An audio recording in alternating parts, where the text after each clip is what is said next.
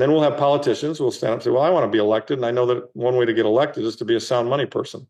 So I'm a sound money person. Well, then people vote for them. And I mean, you can see where this goes, right?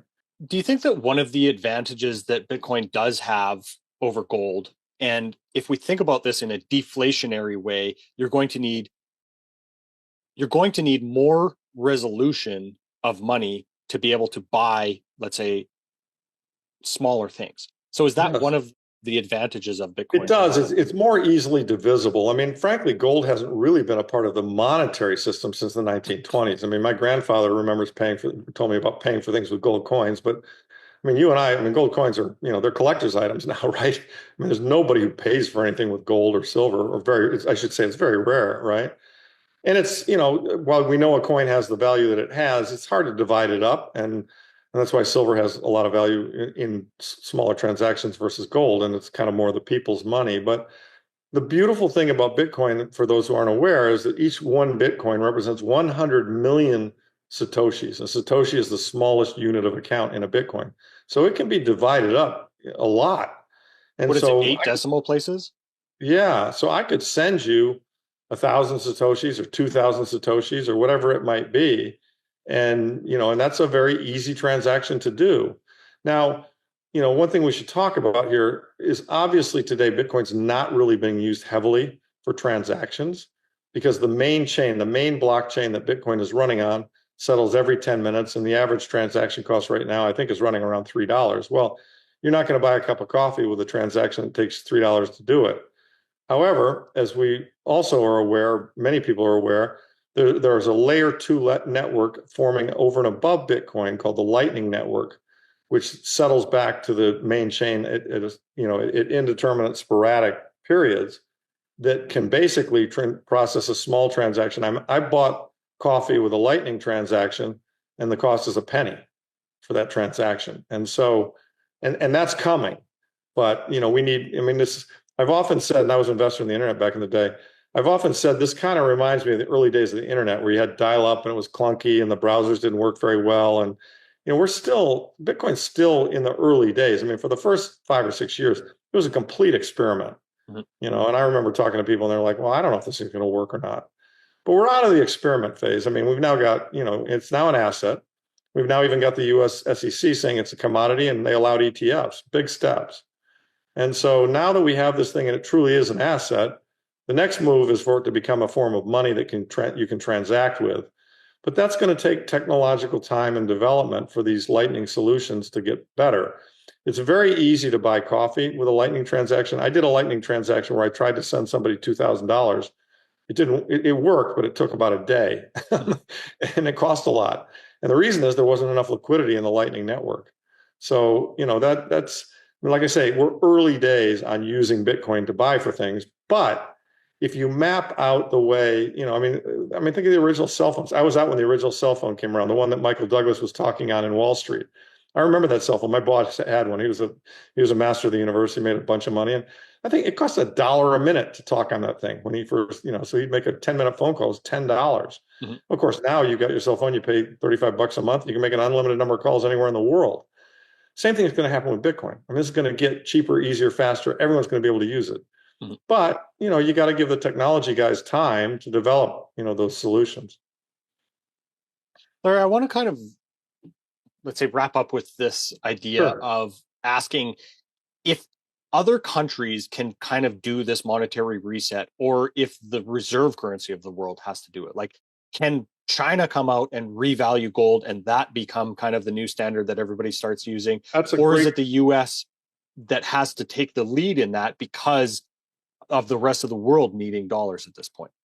So that's a great question, Tom, and it's a little bit of a chicken and egg question. So the dollar has been the world's reserve currency, and it's losing that status since we grabbed the Russian bonds in 2022. Oil transactions used to be 95% dollar based. They're now 65% dollar based. Other countries realize what we've done to our currency, and they're trading away from the dollar. The world needs a neutral reserve currency.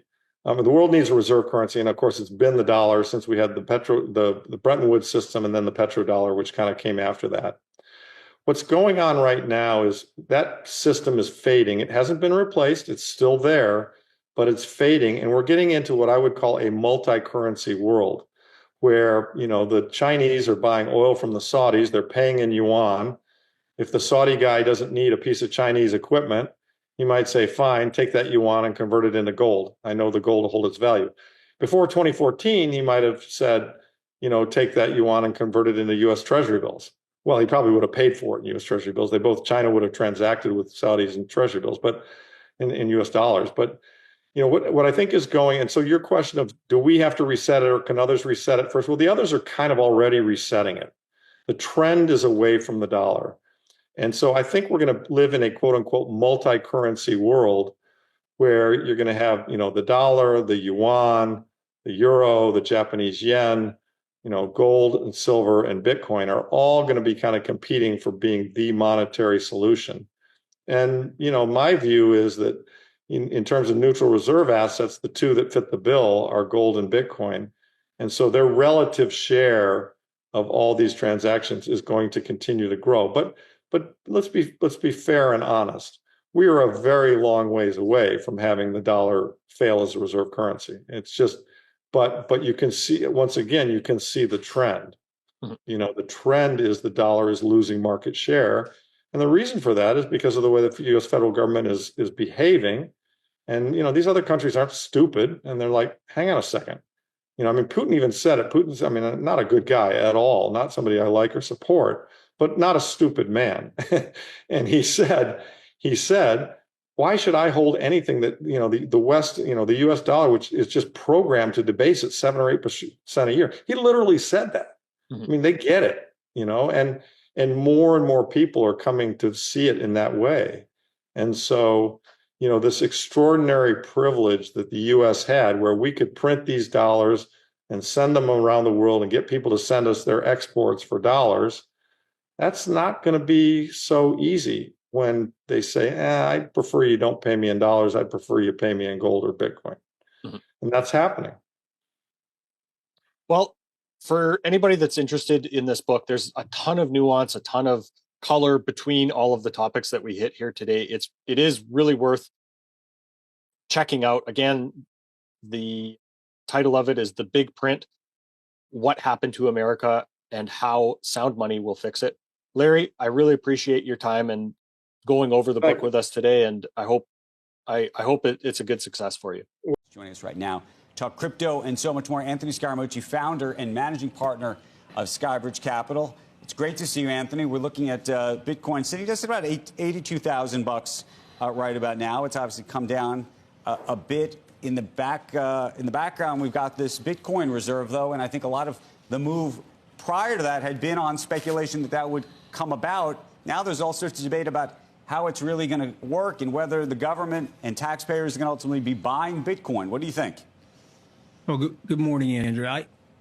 I love the strategy. I want to applaud David Sachs for the job that he's done in terms of organizing the administration, going to the Congress and talking to the Congress about the ideas around Bitcoin and stablecoin legislation. And I think if you read through the executive order, there's a lot of meat in there for Bitcoiners. The problem with Bitcoiners, unfortunately, they've been beaten down over the last 4 or 5 years. And so the expectations were very high that the Trump administration would just come in, turn on a switch, and they would have this halcyon era. I think what David Sachs has done, frankly, is brilliant because he's trying to create a bipartisan commitment and a bipartisan understanding to digital assets and the space of digital assets in the United States. So the trading is sloppy right now, but I think if you look forward over the next 3 to 6 months, you'll see a lot more institutional buying. And the fact that the United States is going to hold this asset means that other countries, Andrew, are going to end up buying this asset as well. So how much of it, though, depends on the U.S. government and taxpayers buying Bitcoin?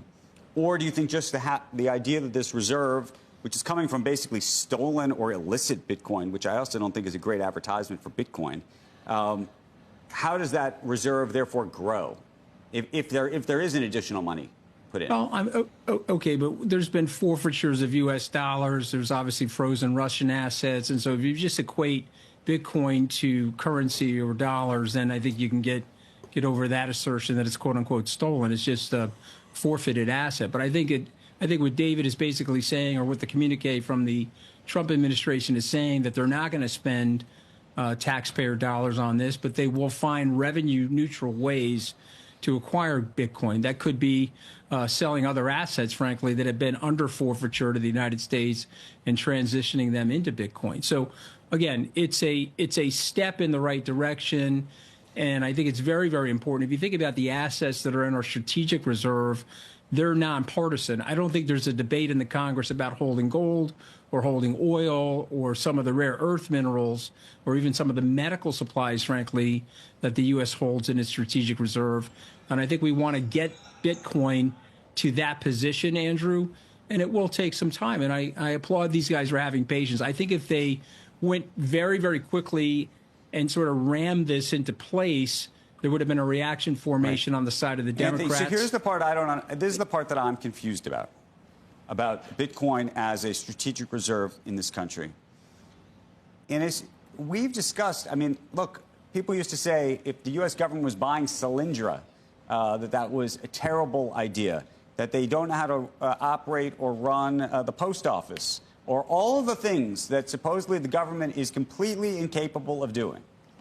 And so the idea that we are going to invest and potentially lever ourselves up, meaning use taxpayer debt effectively to do this, I think for people on the truly conservative side, and you could say conservative politically or conservative economically, they say that they don't understand this. Okay, well, I would encourage them to do a lot more work on it, because if you accept what Michael Saylor is saying, that this is an operating software layer for the future of transactions, and if you believe what I believe, that this is a digital store of value and it's equivalent to digital gold, and when you go into the future 10 or 15 years from now, I do think the United States is going to want to have this as a reserve asset in order to maintain the stability of the dollar and the supremacy of the dollar. And so I think concomitant to that is the stablecoin legislation to obviously empower the dollar further. But again, this is not a Solyndra. Anthony, it's not a company. Think if the government was No, totally... I thought you were on my side on this one, Joe. Right? No, you're gonna hear me on your side. Think if the government was totally all in on 2 or 3%, like governments that are totally at risk of the devaluation and we've seen what the Fed is capable of and what we're capable of in terms of spending. You would almost think that there's more risk in being stuck in fixed income, long duration assets. You'd almost want Bitcoin to offset the risk, which is in those things, I think, wouldn't you? Yeah, I think again, what Andrew's saying, I think, is more company and venture capital related. That's a question for another day related to a sovereign wealth fund and should the U.S. be in that business. But this is, again, if you think that this is a reserve asset and this is going to be digital gold, I think Joe believes that. I certainly believe that. And I've been a Bitcoin holder for just over 5 years. This is something I would want the country to own to defend itself and to defend the currency. And I think guys like David Sachs, of course, understand that. I think they've done a great job of convincing President Trump of that. And what I would suggest to Democrats is that they get on board. Just because the Trump administration, this is a big danger now in our society. If the Trump administration has good ideas, let's call balls and strikes and say that they're good ideas. I think these guys make a mistake. If the president was right on the border, you reverse everything on the border and you cause a disaster on the border. Let's not do that here. Let's make this bipartisan. Let's get people to understand this better, Andrew. There's a lot of skeptics, particularly people my age or older, that don't understand it. I was at a Yale event on Saturday, and a couple of people that are roughly in the same demographic group as me hate it, don't understand it, are negative on it, think it's worthless. But it's a very valuable long-term strategic asset, and I believe the U.S. should own it. And I think David Sachs and his team has come up with a way for us to own it in a way that's the least controversial way, which is not having it cost the taxpayers anything additional to own the asset.